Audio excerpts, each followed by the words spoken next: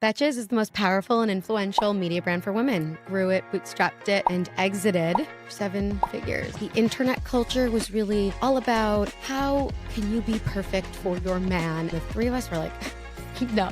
I was planning to go to medical school. I didn't have any money. If Instagram disappeared, would people go stand in line for Betches on Broadway? How does Betches make money? We were kind of just monetizing on like Google ads, on our blog. We started monetizing our Instagram, our e-com shop, our merch business, and that started to grow. How do you bring those big companies in to want to work with you? It all starts with knowing what you are good at. Really figure out what impact can you make for that brand.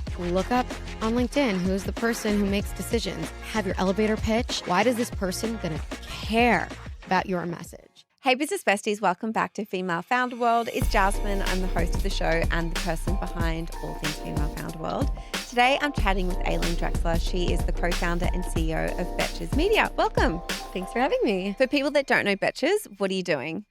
Betches is the most powerful and influential media brand for women. We started in 2011. I started it with my two childhood friends in college, never meant to be a business, and grew it, bootstrapped it, and exited in 2023 Wow. for 7 figures. Wow. Yeah.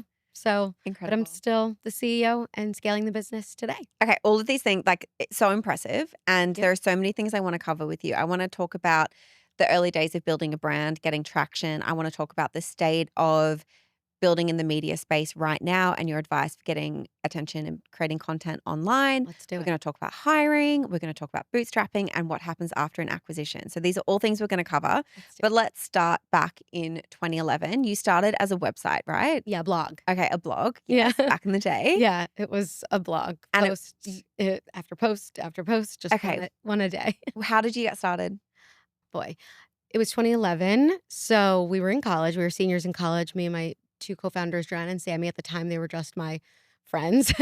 And we were actually friends since we were 10 years old. We went to elementary school together. Like Sammy and I were on the bus together. Jordana and I are both, our moms are OBGYNs, and they introduced us at our 5th grade graduation. And we, at the time, there was like a really strong bro culture that existed for men, especially in college.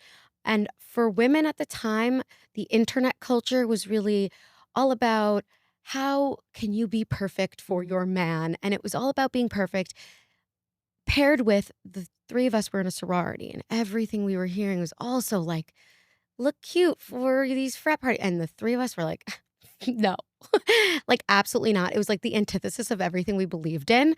But at the same time, on TV, we saw Chelsea Handler. She was just so unapologetic. She was so funny. She was just speaking her mind. Amy Poehler and Tina Fey writing Mean Girls. That was like our Bible.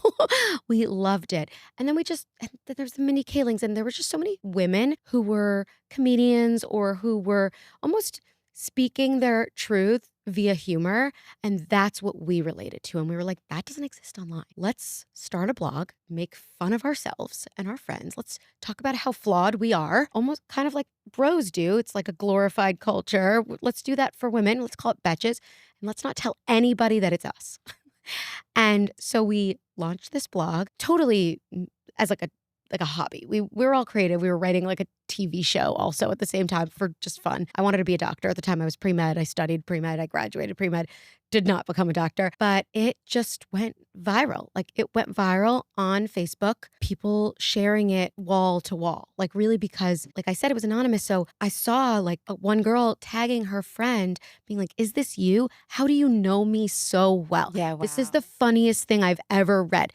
And at that time I was like, what?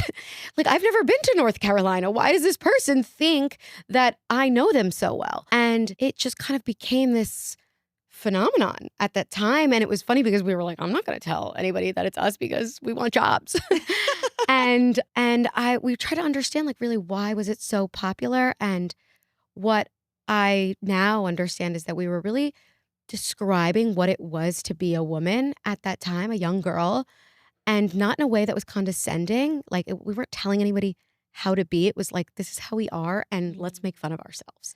You 100% are just so clever at making women feel seen for how they are. Exactly what you just said. Thank you. Yeah. And Thank you. It's so amazing to see the through line of where you started and where you are today. And even though the business is so much bigger, you have 100 employees, you've exited all of these things. It's like that kernel, that essence is still exactly what the brand does now, but just amplified. Yeah, absolutely. That is my why. That's why I get up every day. Mm. It's to make women laugh and to feel a little less alone. And that's what we're all trying to do, right? Like everybody's in this pursuit of happiness, pursuit of Mm. joy. Like what brings more joy than laughter? Even in the darkest of times, humor is the medicine for that. And then also, aren't we all trying to be a little bit less lonely? So, like, isn't it nice to feel seen online when somebody just kind of gets you, and then you can then share it with a friend? So that's my why. That's why I get up. And some of the other milestones that you didn't mention, Betches Reaches 250 million plus people, which is Hmm. incredible. And your engagement is 15 times higher than your competitors. Yeah, that's pretty fun. That's pretty amazing. Yeah. So you were anonymous in 2011. It wasn't Hmm. until 2013 when you released a book that Hmm. people found out who you were. The thought now of building a media brand and being anonymous, just with all of these like You female can't. founder cancellations and like everyone's on TikTok and you have to build in public and it just would be so nice. I would love to be invisible behind this I brand, know. but it's impossible now. Yeah, it's impossible. Even I am a private person. I like to kind of just, I'd rather build privately, Mm. but I also see the benefits of, founder marketing, founder led Mm. marketing, and all of that. So, And here you are. and here I Yeah. am, Yeah. it's also like, it is uncomfortable for me personally. Like, I am not a public speaker, but I've learned that and I like learned to flex that muscle over time. And it's tough. I agree with you. And you, as well as being the co-founder and the CEO and leading this business and this team, you also are on a podcast as well. You're also like creating media products. How do you switch that Hmm. hat? I've been Tell doing it me, for a as long someone who is making a lot of I've been content. doing it a long time, to be honest. So, like, the trajectory of the business was, okay, so we launched this book. It's a New York Times bestseller. We've written 2 books since then, also bestsellers. In the meantime, we launched an e-com business to diversify our revenue from advertising, and we launched our first podcast, and that was really early on in 2015, maybe the end of 2015. And so I've been learning how to podcast since then. And that's 10 years. Oh my God, Mm. that's 10 years. And so I've learned how to switch for that long. It just takes practice. And now I'll go from like a finance meeting directly into a podcast recording where I'm talking about like Haley Bieber. Yeah. And then I'll just switch it back. It's tough. I think earlier on, I was doing podcasts that were a lot more personal about my life. One was called Diet Starts Tomorrow. I did that for 4 years. That was like insanely popular. Talk about building a community. There were people, our fans, go DSTers, they would go on vacation together because they found each other through the show. Yeah. Because I was just sharing really vulnerably and very openly. And I would say switching from that was way harder because you would call it like a vulnerability hangover where Yes. you just feel like, "Oh my god, what did I just say? Mm. Who did I just let in?" And as a private person, that's hard. I'm shy.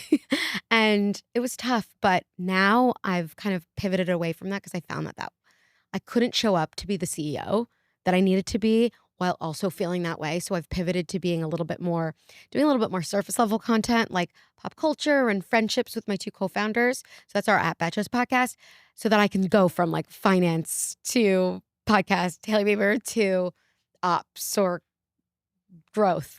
And so that's been a really intentional switch for you then. Definitely. Yeah. Definitely. I think about this a lot about exactly what you said. Like, who are you going to let into this really personal stuff in your life? And what is the trade off for being like participating in the vulnerability Olympics that is the internet in order to grow your Love that. company? And it is, it's the Mhm. vulnerability Olympics. It's like who can be the rawest and share the most on the internet and have the most, like, the biggest reaction. And the trade off for doing that about like how that feels, even if the response is positive, like the rawness that that takes and sharing from this point of, and this is like an old boss of mine used to say this. I've worked in media for a long time, and she used to say like you should share from a scar, not a wound. And it's this Mhm. idea of like sharing in the moment of when you're going through something is really like quite dangerous. And actually, once you have a bit more like perspective to be able to share about something and offer some more insights, like that's when you should share. But no Mhm. one does that. No, no one does that, and I definitely didn't do that when I was doing the Yeah. DST podcast, but I did grow from it personally, like, I really learned from it, so much so that I felt the confidence to step away from it, and that was a really nice growing opportunity, but no, I 100% agree with you, and I love that phrase, sharing from a scar. The thing also that I would say is when you're sharing and being vulnerable online, is that once you go there, your audience expects it of you. Yes. So you have to be willing to then show up consistently like that. And that's a commitment. Sure, you can pivot, but then you might lose that audience. You have to be willing to do that. I would say, I don't think you need to be like so raw to grow a community. And I to think connect with people as well. exactly. I think there you have so much to offer. And it's really finding what do you feel like is sustainable for you to talk about for call it 5 years. I may not be able to talk about this forever, but I can talk about this for 5 years. And also, I don't see many male CEOs talking about infertility on the internet, you know? And a I lot of infertility is because of men, but they're not talking about it on the internet, good thing whether that's good or no, bad, but no, you're right. mm, You're right. but women are expected to. It's an interesting one. Okay, so 2013, you launched the book. That's really the first time you made money from the business, right? Yeah, yes. I wouldn't say yeah, we got an advance, Yep. a small advance shared between the 3 of us, and that was the first time we made any money, and that was the first time my parents were like, "Okay, you can." I was living at home for 2 Mhm. years.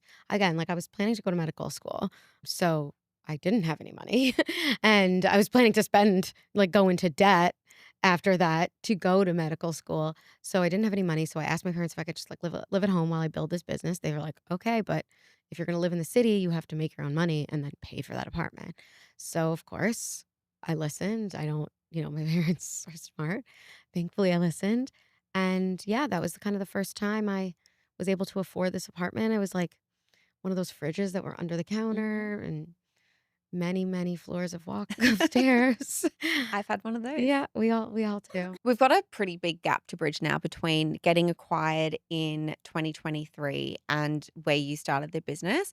And there's all of this growth, hiring, scaling that needs to happen in that stage. And I think a lot of the business bestie community who are listening to the show are in that stage now and they're trying to figure that out. And I want to learn a little bit more about what you did, like what some of those steps were that you took to help get to the point where this business could be acquired. Okay, great question. I do want to say that I wasn't looking to scale at that time. That's what I'm kind of trying to do now. Mm, I was really just trying to grow a sustainable business that made profit and a brand that could create legacy. That was what I was focused on because again, it took me like it's now 14 years and I was acquired a year and a half ago. yeah. So I wasn't making like crazy amounts of revenue those few years. There was considerable growth towards like the back half of that, but I would not call it scaling cuz I still only have about 100 employees. Like so I was really focused on that growth.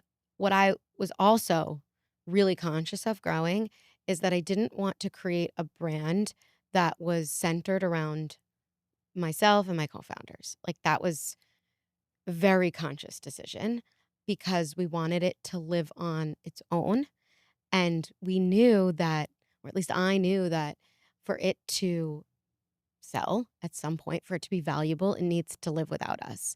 Otherwise, it's a talent based business. And even when we were acquired, we were considered a talent based business because we were kind of the heart of the brand. But I've done considerable amount of work to extend and expand the IP beyond just the Betches IP through our shows and the various temples that we have so that it can live outside of just us as founders. And I think that I've done a pretty decent job of that since, but I'm still trying to grow that. And I think a lot has to do with defining what the company is.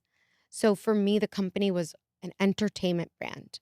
I wasn't trying to be a publisher. I wasn't trying to compete with like Cosmo or do anything like that. I just wanted to create an entertainment brand that's rooted in how can I make, like I said, how can I make people laugh and Mm. feel seen or less alone? And that's what I was growing from. What can I build that can A, sustain without me, and B, live beyond me, right? So, for example, I always thought if Instagram disappeared, would people go stand in line for Betches on Broadway? And that was like the test that I always asked myself as we were building Betches. And I still believe the answer is yes. We have that really engaged community. So I was building for people to come back on their own, creating content that was just so good that made people feel so good that they would just kind of want to come back on their own or come in line for Betches on Broadway. How does Betches make money? Like, what are the revenue streams that you unlocked as you're building the business? As we unlock so when we first started, I didn't know what an RFP was, which is a request for proposal for those starting out. And we were kind of just monetizing on like Google Ads on our blog. And then we launched our Instagram account and accidentally we started monetizing our Instagram. It was really happened like when a brand came to us and was like, "Hey, like your web is great, but what about your Instagram?" And we were like, "Our Instagram?" I thought that was just for fun. And because we were really just doing it to grow our audience and engage our audience. We just thought this is a great outlet. Like, this is a great way to translate our blog into short form. And, but we saw a brand that was interested and we're like, okay, great. Let's try it. And in the beginning, it was like, I'll throw up an ad that they sent me and like I made some money. I was like, this is more money than I made on my blog.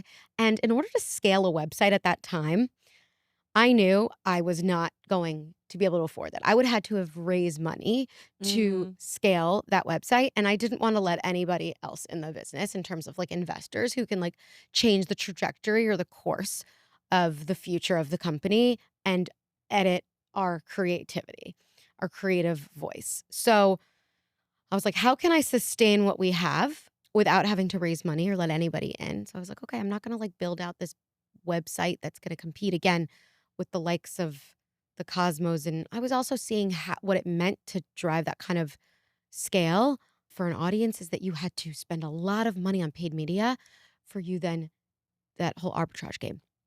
So it wasn't for me. Couldn't do it. And I also didn't want to pay for clicks. I wanted people to come back on their own. So that's when I decided this is where we're going to make our money is social. Let's figure that out and see how it goes. Low margin business. Let's do that. And that just continued to grow and grow and grow. And then I started, as I said, our e-com shop, our merch business, and that started to grow. And that's how I started to diversify the business. And that's when me, Jordan, and Sammy started to diversify our roles too. Cause I was like, you know what? We were all three writing one post together. Like we were like sharing content. We would all write our notes in for this one post because it was a craft. Like we call it the betches in the detail. Like the craft of creating one voice between three people takes practice. And that's what we were doing. And then we were like, you know what? Maybe this is not sustainable. So we, I started just shop betches on my own. I was like, you know what? I'll just build my own website on Shopify. I did the customer service. I designed the products. I found the models. I found the photographer. I creatively directed the shoot. Like it was my baby. It was so fun. And that grew really well. But then I watched our advertising revenue like really overtake that. That scaled. That grew at an exponential rate to where I could not ignore that. So much of my effort was directed towards that. And I had to find somebody else to run the shop. And that's kind of how we continued to build. We wrote 2 books, so our advance kind of grew from there, and we just kept funding the business through the profits. That was the key. Is you were one of the early brands on Instagram to do SponCon. I would never call it SponCon Mm. because it was so much more than that. Yes, I know, I But know. yes, because we weren't influencing. Like, I was in Yeah, front of camera. yeah. Like we were creating how can we create an asset or a piece of branded content for a brand that doesn't require our faces, but still have that authentic voice that we use for Betches. And that was our pitch. It was like you have the creative minds that are creating all this original content with this insane engagement rate that's growing exponentially against everybody else. We can make that branded asset for you. And that was kind of how we pitched ourselves at that time and people wanted on board. Brands wanted on board. Bumble was one of our earliest clients. They sponsored our second book party Mm. and it was amazing. It was so cool to be So part of that story. the way that a lot of like media brands work that I understand is that they kind of have, yes, you have the like partnerships, advertising part of the business, and they have these like content studios within that are developing that content and working with brands. How does Betches work with brands and like what does that setup look like? So over time, I've really changed the model of how we work with brands. So in the past, like I was saying, it's a bit more transactional. Like you have okay, I can put a one-off on one. Mhm. Over time, I was like, I don't want to do these one-offs. I want to build relationships with my clients. I want to make meaningful impact for their business goals because every business has problems and every business has a challenge to solve. How can we do that? And so we were working with clients and businesses that want to reach our very coveted audience, like female millennials and Gen Z, soon alpha, are going to be are one of the most sought after audiences. And we knew we had something there. And so now the way that we work with clients, and we did so many different like iterations of what that is, so much test and learn. I took many a risk. And now the way that we work with our brands is exactly in that way, in that very consultative manner, being like a marketing partner for our brands. And as I said earlier, we weren't the face. Now we have so much talent within our business. We have a creative studio. Again, we have so many of the creatives who create our original content as part of our marketing branded content, but it's so much more than branded content. Like we start with strategy, we start with data, insights, then we go into creative. Then we go into Wow. like, how is this going to live on Betches? How is it going to be distributed beyond Betches? Like we're real marketing partners for our clients. We work with Pepsi's, Peacock, Dunkin' is a really big brand partner of ours, and it's only growing. Like L'Oreal is an amazing client and things like that. So it's only going to keep building, and I'm really interested in how can I continue to innovate in this space? How can you create partnerships with brands in a way that's not just like slapping on a logo or these, you see really cool Super Bowl ads, but like how can you create like truly meaningful content for an audience that's not just like a one-off piece of content where a brand is integrated in and it's part of the story. And that's what I'm thinking about now. But, it's just keep evolving over time and testing and learning. Your story is not going to be the same as mine, but yours is going to be maybe better and more, you might go somewhere completely different direction, Yeah. do something crazier. I wanna know, so for the people who are listening who want to explore partnerships, maybe not exactly the same format, like Sure. maybe they're brands, they wanna do B2B partnerships with other brands. How do you bring those big companies in to wanna work with you? In what way? Well, like, how do you what's the process? Like, very specifically, how do you Okay. like, what are the assets that you need to when you're pitching? What's Oh, the yeah. process of, like, getting in touch with someone? How do you attract a big brand like that to wanna work with you?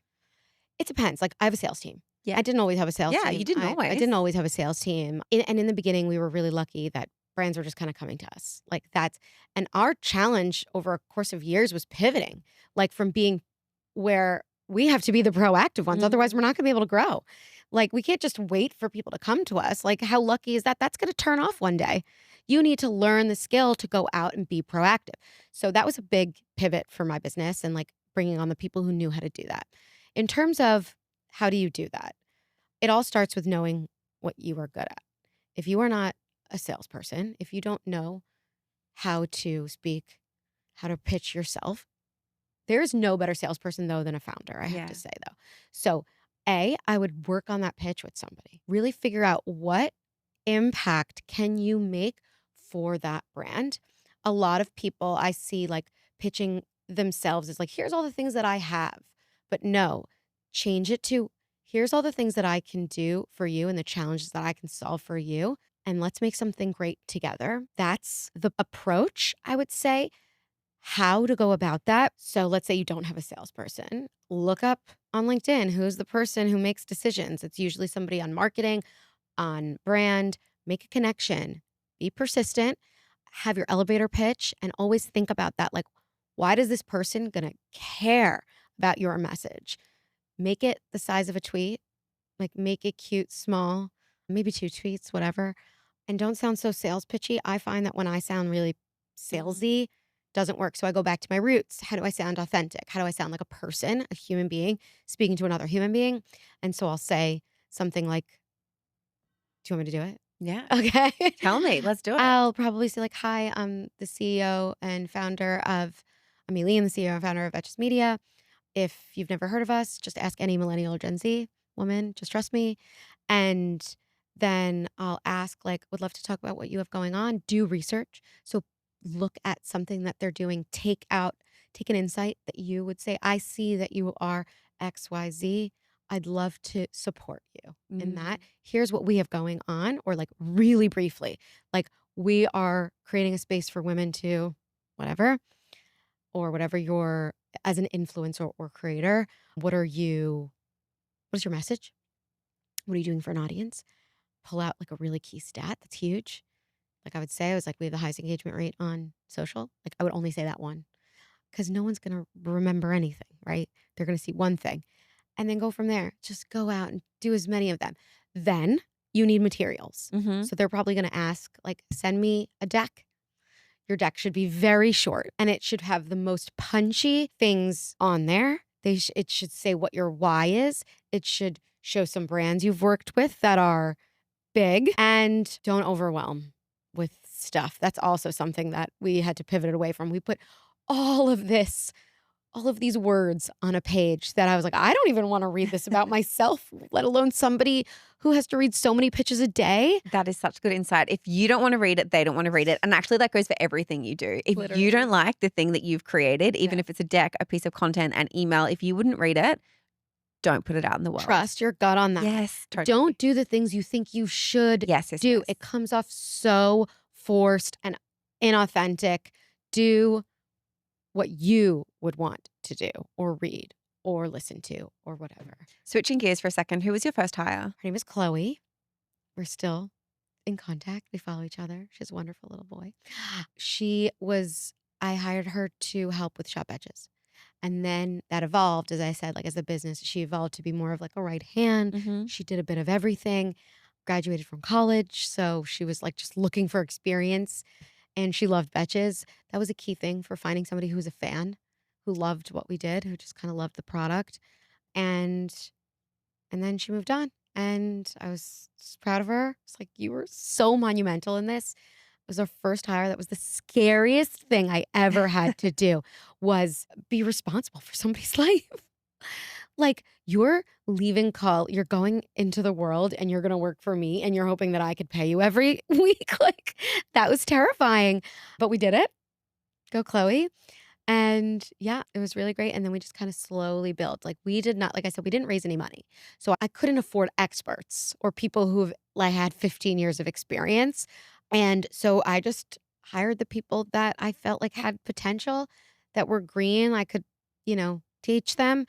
And there was already 3 co-founders. We could go where the business needed us. And that was the route we took, and slowly evolved a business. The more the people we could afford, the more we built, but we did it very methodically, never hired way too many people at once, because again, I really cared about the profit, like the EBITDA, because that's what we were investing back in the business. That's how we grew. And that's essentially what got us to our exit, because we were a revenue growth business and we were a profitable business. And there are very few of those. I want to talk about the exit now Hmm. and Okay. your advice for people who want to build brands that can be acquired, what that process looked like. And then also afterwards, I want to talk about what changes, because we've seen all of these Hmm. big brands be acquired recently. Sure. Poppy, Touchland, Road, like what Hmm. happens in a business during that process and afterwards. I mean, it's absolutely different for Yeah. everyone. But to your first question was, what was it? How do I get? What's the process of building a brand that can be acquired and bringing in someone who wants to buy you? Now for a quick word from our sponsor, Adobe Express. Adobe believes that creativity is a superpower for entrepreneurs, and Adobe Express is all about making that power accessible for small businesses and founders. You know, the ones that wear a million hats. Built with founders in mind, Adobe Express features ready-to-go templates for everything from product mockups to pitch decks and Instagram stories. It works on mobile and desktop, so you can literally design from anywhere, anytime, even in between meetings or on your way to a pop-up. Adobe Express, the quick and easy create anything app. Get started for free at adobe.com/express in the App Store or Google Play Store. Okay, so over time, we've always had interest in our acquisition. For us, it was about saying no. and understanding like what any of that world, any of the words or phrases in that world meant. Like the first time I saw the word, was it run rate? Like, what's your Mhm. run rate? I'm like, I just graduated college. I don't know. Is it like my treadmill speed? Like, what are you talking about? I learned it really quickly because that's how you learn, right? When somebody asks you a question and you have no clue, you're like, well, I'm going to find out. So I had to learn on the job. So there was learning about what, like all the very Series A, angel, family, friends and family, all of that. For me, it was figuring out why would I need investment. So that was a key pivot is when I learned that actually I don't think that I'm not at the stage where I should bring on an investor. I think that we just keep growing until we exit.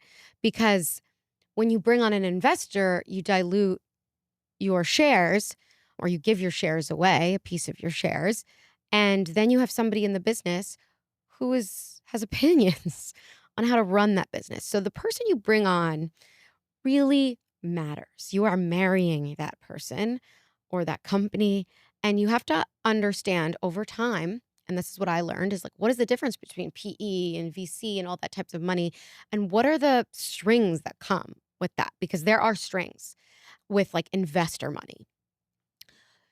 So the reason why I decided not to bring on investors or bring on capitals because I didn't really feel like I needed to. I liked the strategy that we were going with. As I said, I was just kind of growing the business slowly and figuring out ways to grow the business with decent margins.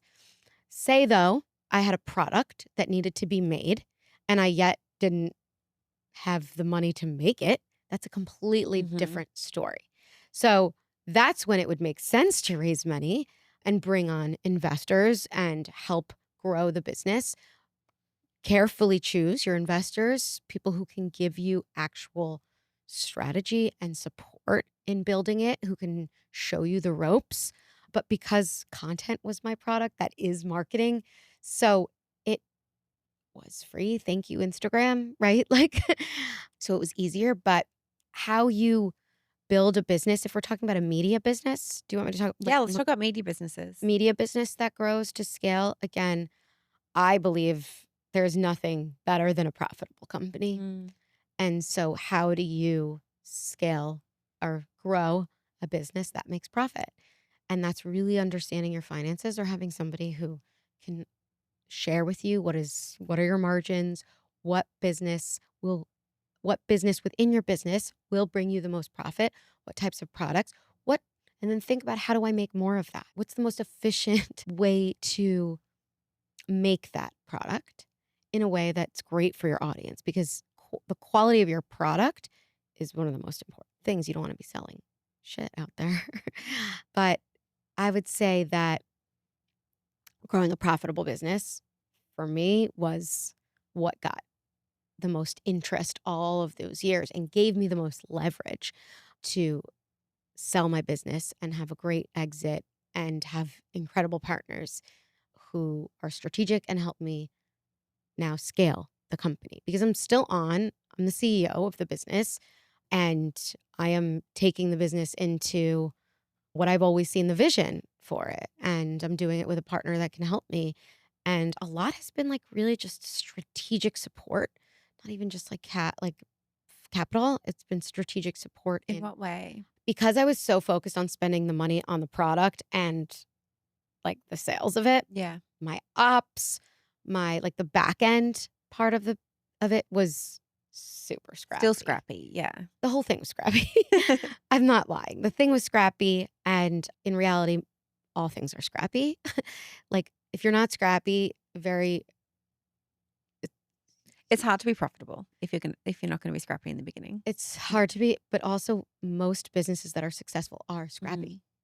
You have to learn how to spend money in a way that gives you the biggest return while not affecting your product or affecting the people that work for you, of course. That's your number one audience is your employees. Then it's your audience, your customers. But that's the I would say that's the toughest part.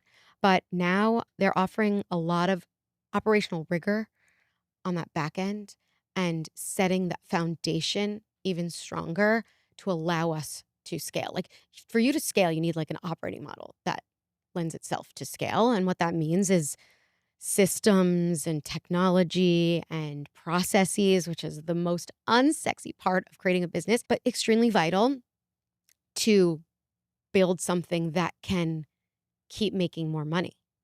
And you need insights. So that's part of it, like the data to know why something made more money than the next thing, why Mm. something did better. If we're talking about media and content, why did one piece of content do better than the other? Did this, yeah, it went viral, but it to convert any users? Did it convert customers? Did you have any clients that came back? What kind of marketing does well B2B, B2C? Like there's a lot that goes into it. And that foundational support is what I'm finding so beneficial working with my parent company, Lab Bible Group. The day that you signed that deal, what was Mhm. that like? Well, considering I just had a baby like 3 weeks before, it was crazy. I mean, it was the most mixed bag of emotions because I sold my business 100%. So it wasn't mine anymore. Wow. But I also just had a baby 3 weeks ago, my second child, Lucas. I just had him. So I was like so postpartum. Like I was barely out of the diapers. So, but thankfully, because my parent company, Lab Out, they're in the UK, so we did it on Zoom, and it was Mhm. kind of great for me. I like wore my leggings; it was so good. But it was just the greatest feeling. I felt so accomplished in that moment, and I was really so proud of myself because, I mean, I did all of the pitching and the meetings and all of that, and Wow. that was a skill. I was terrified. Like I was terrified to do that coming up. I was scared to make money. Sorry. I was scared to raise money and bring on investors, if I'm being honest. Like, it's not something I ever did before. And figuring that part out was like expanding my capabilities in a way that was just like throwing yourself in complete discomfort. And yeah, I was just so proud of myself. It was an amazing moment. And it was nice to feel, I mean, it was scary also because you don't know who you're really giving it to. I mean, like I was Yeah. really getting to know them for like a year and a half, maybe 2 years. It took that long, the process? The process was shorter, maybe the process was a year, but we were courting each other Mm. for like 6 months. And there was also like there was also other businesses that I have in before that. Like I went through um it wasn't due diligence yet, but I was sharing data with another business before that and I got an offer and I rejected it. Mm. That happened kind of a couple times and What like makes you reject an offer? What's wrong? I felt like they didn't value and not value in terms of the number. Didn't think they saw us beyond the number on that bottom line. I Mm. felt like they didn't understand what we brought to the table. I think they were just trying to like get their business like goals by like checking a box. Mm. And I They was didn't like, understand the magic. thank you. Mm. They didn't understand the magic. And I don't believe they saw us as magic. And I found a partner who did. And I think the reason why that matters is because if it's a talent led business, so like I said, you're not leaving. If it's like a product or a technology that you're selling and they don't need you, by all means, I mean, if you really care about that product, give it to the sell it to somebody who you think will give it the most care and take it to the next level. And if you have stock, that's really important. But if you are staying on, your partner matters because that is then your boss. Yeah. And that is who you're going to work for. And if you never had a boss like me before, I took that very seriously. So I was like, it's a people transaction, it's people to people. Again, like I said, it's a marriage, it's a business marriage. And so I needed to feel really confident that the CEO was somebody that I respected, which I really, really do, and someone that I feel like understands the vision and has the same vision. And we did. And it was like great. I had to be so patient for that to come though. Like it's 14 years now. Yeah. So that was like Which is also really helpful to hear when you see Road being acquired after 3 years, that in most businesses, that's not the trajectory and that's not your story for most people. for Road, it's a different business. It's a Yeah. completely different business. I think she had partners that were running the business. She was the face of it. She was the creative force behind it. She was like the marketing arm of it. it was a business that I thought was created to sell. And actually, and I was talking to somebody about this yesterday, is that it's pretty funny. Like women actually are not, women founders think about their business as babies, and a lot of male founders start businesses to sell them. Yes. And I'm actually love seeing Road exit like that. I thought that was great. Like take like sell it at the peak. And that was another thing is like you should wait for your moment. Think about that peak. It's like it's a timing game and a partner game. So it's like, is this the best deal that I could believe that I could do in the next 5 years? Probably. Is it always going to be the best deal ever? Probably not. There's always a sacrifice on both ends, but you want both parties to be a little annoyed, but also very happy. And I think that's what makes the best deal. But I love that Yeah, Road me too. exited like that. And I think, again, like she built it to scale it. It's a completely different business, right? Because now Elf is going to take it into another dimension. It's amazing. Yeah. You don't have to answer this question, but I'm always really curious about like once you sell your company, Hmm. what do you do with the money? Like, do you have like a wealth manager? Someone? I bet you get all of the emails from all of the people trying to like be your advisors and Yeah, whatever. yeah, yeah. But like, what happens? No, I'm happy to share that. Yeah. I Okay. think Good. talking about like women and finance Thank you. and money is shouldn't be hush hush. This is not a hobby. We're like trying to make money here. This is why people are building businesses. So One of the best advice I got from my dad was that he's like, you should treat your finances like it is a business. You need to think about them. And I'm still learning how to do that. That is not easy. Like, I wish they taught us that in school. It's not easy. Sometimes I also sit in my like financial advisor meeting and I'm like, just can you tell me what the return mm, was? Is there a return? Like, should I be worried? yeah. But no, you have to learn what all of it means and where it's invested and like follow along because that is a skill that is so valuable. But what did I do? First thing, I invested in my children's 529s Mm-hmm. and I set up my kids for What's a success. 529? Okay. It's a college fund that, Has tax benefits of some sort. yes. And then I invested it. I bought myself like a nice piece of jewelry Mm-hmm. and I invested it. That was it. I already moved out to like the suburbs at that point because I was like, I need a house for my child. Like I don't have enough space. And yeah, so I was just kind of, yeah, I really just I wanted to invest it and then I just kept building my company. Like Yep. that was it. But I think go buy whatever you want. That is your money to celebrate.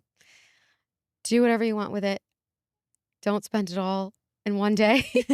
Invest as much as you can, but have some like enjoy Yeah. it. Celebrate. Enjoy it. But I think a lot when it comes to money is really understanding your values and like what is important to you. For me, my number one value is like family security and stability.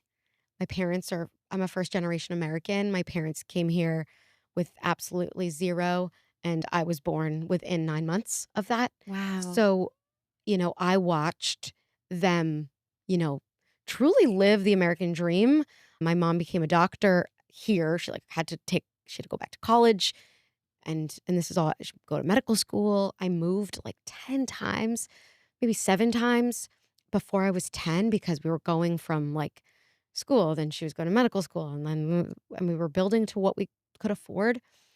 And so stability, like not that I didn't feel unstable, but when I did land in my like place that I grew up in, like at 10, where I met all my friends that I'm still friends with now, my co-founders.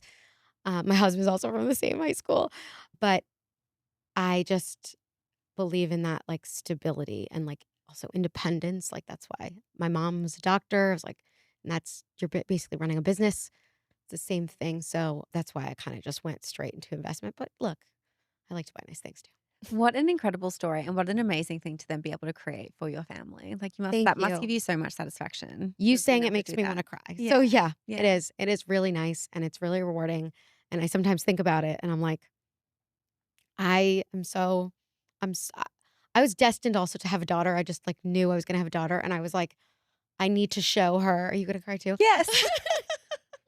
I was going to show her that, like working hard. My God. Yeah. Working hard like gets you what Yeah. you want. You can get anything you want. Oh, I love that. Here you go. Here's a Thank you. Oh my God, Ma, like I postpartum just know. never ends. Yeah, no, I know. It's Okay. like the rest of your life, I think. Oh, God, I'm done. The last thing I want to ask you is for a resource recommendation and Okay. just something that other people who are out there building, they're trying to achieve the kind of things that you have achieved. Like, what's something, a book, a resource, something they can go and check out? Mine is kind of maybe a little bit obvious, but I just want to, and I learned this early on, that many businesses use Google Docs, Google Drive, Google Sheets. Like when I was doing it, I was like, oh my God, I'm just still doing like, what is everybody using? I Totally. need There these must like be something more must some more sophisticated. something. No. I just want to like use it. It's free for the most part. It is so inexpensive. Dry like and Google's not even a partner of mine, but if they wanna be, I mean, same. Hey, Google. built the majority of the business on Google Drive. We also built, like, our accounting on QuickBooks. Hmm. That's a great I use QuickBooks tool too. until you are much when your revenue hits a certain target, maybe it's, like, 20,000,000, 15,000,000, Hmm. but you can be on QuickBooks until you're, like, 10,000,000 at least, and, yeah, I love Google Sheet I love the shared thing, and now my team is using Canva, and you would think, like, I love it, and the reason why I love it is because they're investing in the AI of it all, and, I was on Google Sheets, but Canva produces a better Canva has sheets now product. too. Well, that's what I'm saying, Canva Hmm. is all shared, and that's like, anything really collaborative is super helpful for building a business, and I'm sure everybody knows this, but I just wanna also say that, like, you're not alone in this, and you don't need to have it all so figured out all the time. Most people are faking till they make it, like, whatever it is, but I don't even think it's faking it. It's just figuring it out. Yeah. We're all just building the plane as we fly it, as everybody in my company says when we're talking about the things. It's just the it's just the nature of building a company. Like, that's what it means to be a founder. It's scrappy, it's tough, and you're always gonna be the one fixing problems. This is another thing that I learned, and I learned to accept it, and now I love it, is that I was like, "Why am I always the one, like, has to, like, deal with the problems? Why can't I celebrate the success?" Well, you because that's your job. Your job is to come in and be like, "Yeah, that's great. We're great. We succeeded. Good job, everybody. Hmm. Now I need to deal with this fire." And it's always the fires, and now I see it as, like, a puzzle. It's fun for me. I was literally saying to Hannah, someone on my team who's asking, "What's your favorite part of the job?" And she was like, "Is it the podcasting?" I was like, "No, I love when, like, we have something to deal with." That I was like, "Okay, I'm gonna roll up my sleeves Yeah. and figure it out with you guys." That's amazing. That's fun, but I just wanted to say you're not alone. Amazing. This is such an incredible story. Thank Thank you you. so much, Eileen, for coming on the show and sharing this with us. Thank And you. yeah, congratulations on what you've built. It's Thank insane. you. It's Sorry for amazing. crying. No, crying is fine. I cried too. I just wanted to jump in and end the show with a quick thank you and shout out to all of our paid Business Besties subscribers. Business Besties bypass literally years of networking by getting access to all of the people that you need to build your dream business. You also get invited to exclusive monthly group business coaching call sessions where you can speak to experts and founders and ask them all of those questions that you just can't Google. You can cancel anytime. Head to bestie.femalefounderworld.com or click the link in the show notes for more.